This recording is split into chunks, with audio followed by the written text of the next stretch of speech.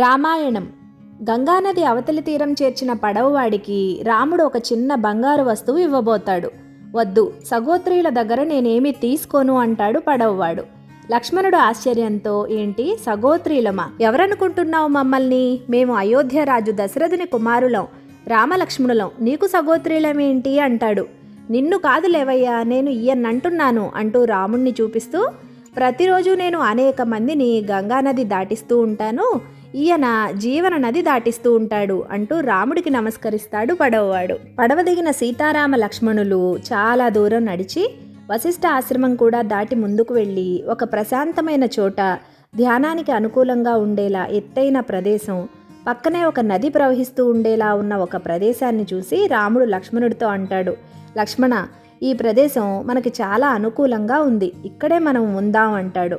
లక్ష్మణుడు సరే అని అన్నావదినలను అక్కడే ఒక సురక్షితమైన ప్రదేశంలో ఉండమని, ఇప్పుడే వస్తాను అని వెళ్తాడు. లక్ష్మణుడు కాసేపటికి తిరిగి వచ్చి ఒక కొయ్య పాత్రలో నీళ్లు, ఆ ప్రదేశంలో దొరుకుతున్న రకరకాల పళ్ళు తెచ్చి రాముడికి సీతకి ఇచ్చి, అన్న మీరివి తింటూ ఉండండి, నేను కుటీరం సిద్ధం చేసేస్తాను అంటాడు. రాముడు ఆశ్చర్యంగా చూస్తూ, ఏం తెలుసు పాపం లక్ష్మణుడికి, చిన్నప్పటి నుంచి తను కూడా అంతఃపురంలోనే కదా ఉన్నాడు అనుకుంటూ, నాయనా లక్ష్మణ, నేను వస్తాను అంటూ ఏదో చెప్పబోతూ ఉంటాడు. లక్ష్మణుడు, నేనున్నాను కదా అన్న, నేను చేసేస్తాను, మీరు వదిన ఈ పళ్ళు తిని విశ్రాంతి తీసుకోండి అంటూ ముందుగా వెళ్ళి ఒక స్థలాన్ని చూస్తాడు, వాస్తు అనుకూలంగా ఉండేలా.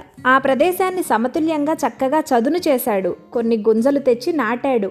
మళ్ళీ వెళ్ళి వెదురు బద్దలు, వాసాలు అవి తెచ్చి వాటిని కూడా నాటి పెండెలతో వాటిని గట్టిగా కట్టాడు. గోడల కోసం మరికొన్ని వెదురు బద్దలు తెచ్చి వాటిని తడికల్లాగా అల్లి వాటిని గోడల్లా నిలబెట్టాడు. ఆకంతా పోగు చేసి ఇంటి కప్పులా కప్పాడు.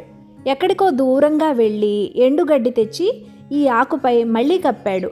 చిన్న చినుకు కూడా లోపలికి వెళ్లకుండా ఉండేలా గోడల్లా నిలబెట్టిన తడికలకు బయటంతా ఎర్రమట్టి తెచ్చి చక్కగా అలికాడు. లోపలేమో పుట్టమన్నుతో అలికాడు.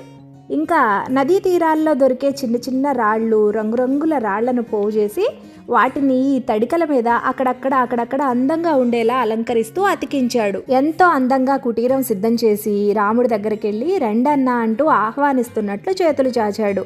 ఆ చేతులు చూసి రాముడు కళ్ళల్లో నీళ్లు, వేసవి కాలంలో పడిన వడగళ్లల్లా ఉన్నాయట లక్ష్మణుడి చేతులపై బొబ్బలు.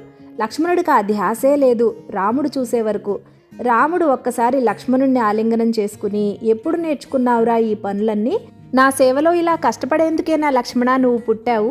నాన్నకు దూరమై నేను క్షణం కూడా బతకలేను, అయినా ఇంకా బ్రతుకున్నానంటే నీ వల్లే అంటూ కన్నీళ్లు పెట్టుకుంటాడు. జై శ్రీరామ్.